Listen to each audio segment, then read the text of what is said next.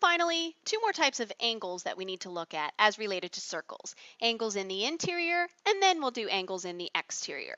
Angles in the interior is kind of what it sounds like. The vertex is inside the circle. Now that doesn't necessarily mean a central angle. See this vertex of angle 1 and angle 2 inside the circle. Now, usually these angles are going to be created by two lines or segments, such as chords or secants, that intersect each other. So you're always going to have vertical angles. And remember that vertical angles are congruent. So you always think about those vertical angles that are congruent, and this time your flashlight shines two ways because it's the same size flashlight going this way and going this way.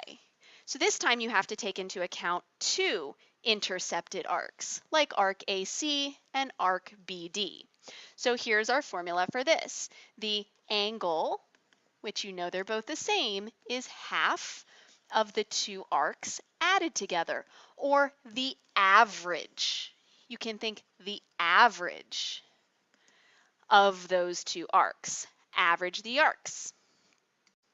So I would write in this picture that the measure of angle 1 is equal to half of the measure of arc AC plus the measure of intercepted arc BD.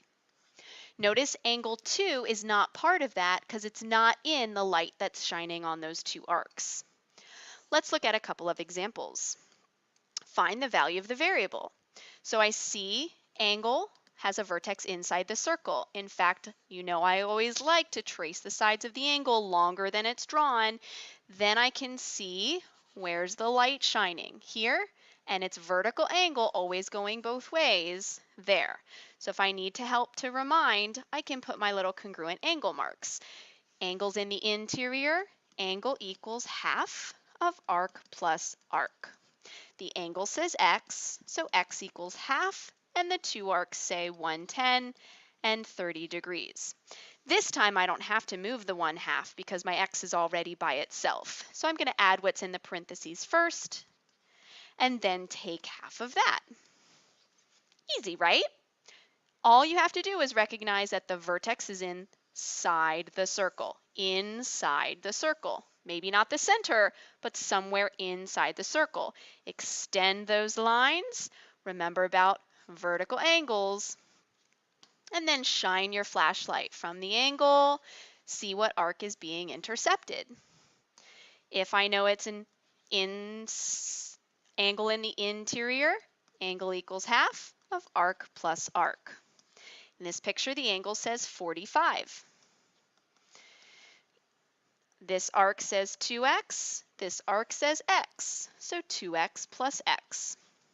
This time, I can combine the x's and I can get rid of the 1/2. So let's go ahead and combine the x's first.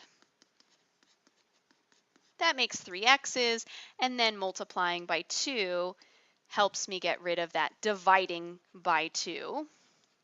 And dividing by 3, x equals 30. So the hardest part, recognizing what type of angle, vertex is inside the circle, and the formula to use.